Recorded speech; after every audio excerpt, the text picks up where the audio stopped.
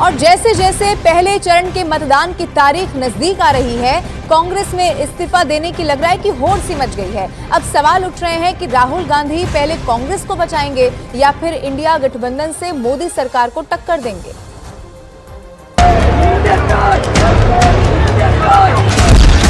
विपक्ष में भगदड़, बीजेपी में आए 80,000 नेता।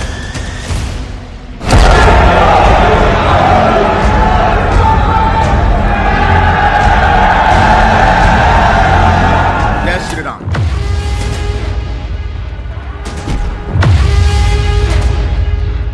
चाहता हूं कि मैं देश के विकास, देश की तरक्की के लिए भारतीय जनता पार्टी से जुड़ा हूं और मैं इसके लिए लोगों का भला कर सकूं।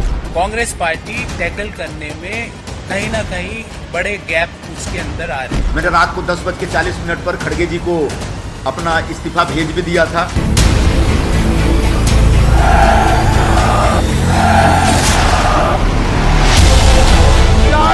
पार करनी है या नहीं करनी है? लोकसभा चुनाव 2024 की पूरी तस्वीर को इन दो तस्वीरों से समझा जा सकता है। इस वक्त कांग्रेस समेत सभी विपक्षी दलों में इस्तीफा देने की होड़ मची हुई है। पहली तस्वीर में बीजेपी में शामिल हुए कांग्रेस में रहे वो दिग्गज नेता हैं जो कभी राहुल गांधी के हर आदेश पर बीजेपी से भिड़ने को तैयार रहते थे, लेकिन महज 1 साल के अंदर ही देश भर में कांग्रेस के कई दिग्गज नेता कांग्रेस छोड़कर बीजेपी में शामिल हो चुके हैं। पिछले 2 दिन में कांग्रेस के 3 बड़े नेता इस्तीफा दे चुके हैं, जिसमें 2 कांग्रेसी नेताओं ने बीजेपी ज्वाइन भी कर ली है। बॉक्सर विजेंदर और गौरव वल्लभ ने कमल का दामन थाम लिया है, जबकि संजय निरुपम ने कांग्रेस से इस्तीफा देने के बाद अब कांग्रेस राहुल, सोनिया और खरगे पर भड़क रहे हैं। कुल मिलाकर सवाल उठ रहे हैं कि आखिर कांग्रेस में इस्तीफा देने की होड़ क्यों मची हुई है? क्या कांग्रेस में रहे नेताओं को कांग्रेस के अंदर गुटबाजी, लीडरशिप की कमी और दिशाहीन राजनीति ने इस्तीफा देने के लिए मजबूर किया है? कांग्रेस पार्टी में जो ये टकराव चल रहा है लॉबियों का, उसकी वजह से कांग्रेस के बाकी राज्यों में बैठे जो लीडरशिप है, जो मेरिटोरियस लोग हैं, जो योग्य लोग हैं, उन लोगों का कष्ट बढ़ता चला जा रहा है। और मैं पिछले 4-5 वर्षों में इसको बड़ी गंभीरता से मैंने महसूस किया है। इंडिया गठबंधन का चेहरे बने कांग्रेस के राहुल गांधी जब भारत जोड़ो न्याय यात्रा कर रहे थे, तो उस वक्त कांग्रेस के कई दिग्गज नेता हाथ का साथ छोड़कर कमल का दामन थाम रहे थे। जिस वक्त राहुल गांधी दावा कर रहे थे कि इंडिया गठबंधन में शामिल 27 दल मिलकर बीजेपी को 24 के लोकसभा चुनाव में हरा देंगे, उस वक्त 20 से 40 साल पुराने कांग्रेसी नेता इस्तीफा देकर बीजेपी में जा रहे थे। जरा देखिए अब तक कांग्रेस से कौन कौन बड़े चेहरे इस्तीफा दे चुके हैं और बीजेपी में शामिल हो चुके हैं। कांग्रेस में भगदड़, बीजेपी में हाउसफुल। कांग्रेस से इस्तीफा देकर गौरव वल्लभ, अनिल शर्मा, विजेंदर सिंह बीजेपी में शामिल हो चुके हैं। मार्च 2024 में नवीन जिंदल, रवनीत सिंह बिट्टू, परनीत कौर, सुरेश पचौरी बीजेपी में शामिल हो चुके हैं, जबकि फरवरी 2024 में कांग्रेस से इस्तीफा देकर अशोक चव्हाण बीजेपी में शामिल हुए। इसके अलावा सुनील जाखड़, हार्दिक पटेल, अमरिंदर सिंह, जितिन प्रसाद, आरपीएन सिंह, ज्योतिरादित्य सिंधिया, नारायण राणे, विजय बहुगुणा, रीता बहुगुणा, हेमंत बिस्व शर्मा, जगदम्बिका पाल बहुत पहले ही कांग्रेस से इस्तीफा देकर बीजेपी में शामिल हो चुके हैं। एक तरफ कांग्रेस में इस्तीफा देने की होड़ मची हुई है, तो वहीं दूसरी तरफ बीजेपी में हाउसफुल जैसी स्थिति हो गई है।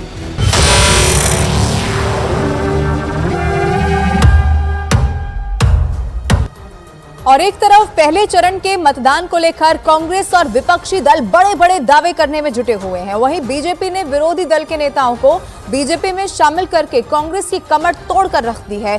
कांग्रेस में इस्तीफा एक बड़ा संकट अब बन चुका है।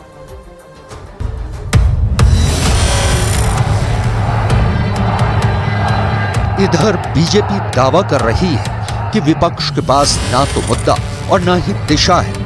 पीएम मोदी दावा कर रहे हैं कि 10 साल में उनकी सरकार ने जनता को सिर्फ ट्रेलर दिखाया है, अभी पिक्चर तो बाकी है। बीजेपी के दावों में इसलिए भी दम नजर आता है क्योंकि रिसर्च में दावा किया गया है कि बीजेपी ने विपक्षी दल के नेता और कार्यकर्ताओं को बहुत बड़ी संख्या में शामिल किया है। जरा देखिए आंकड़ों में क्या दावा किया गया है।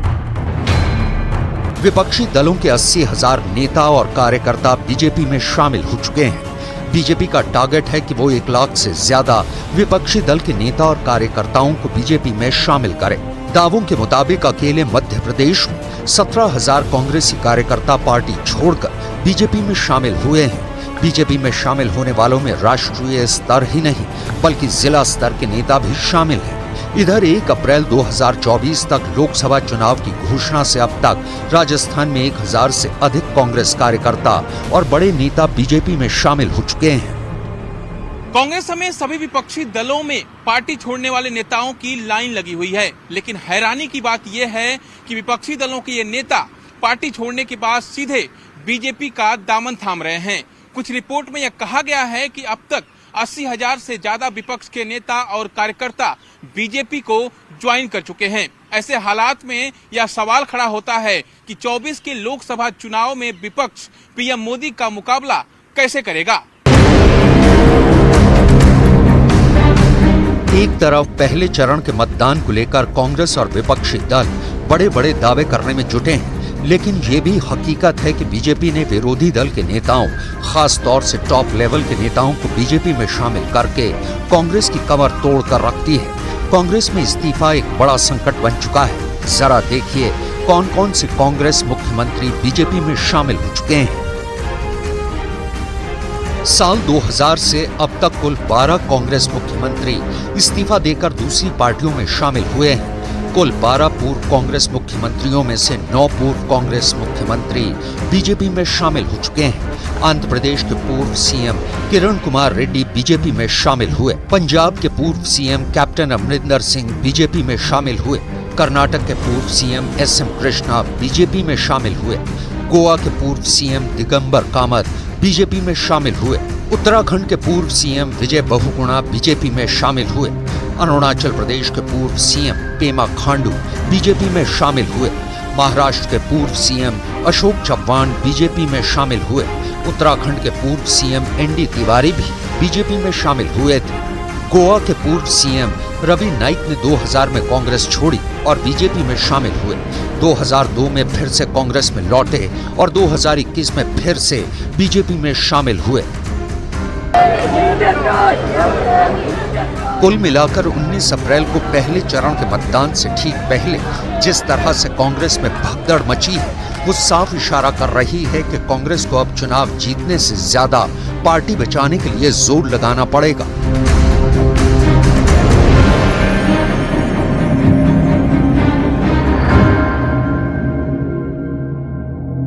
दिल्ली के मुख्यमंत्री अरविंद केजरीवाल की जेल वाली तस्वीर पर घमासान छिड़ गया। अरविंद केजरीवाल की पत्नी सुनीता केजरीवाल ने आम आदमी पार्टी के कार्यकर्ताओं के लिए एक वीडियो संदेश जारी किया। इस वीडियो संदेश में उन्होंने जेल में बंद अरविंद केजरीवाल का संदेश पढ़कर सुनाया।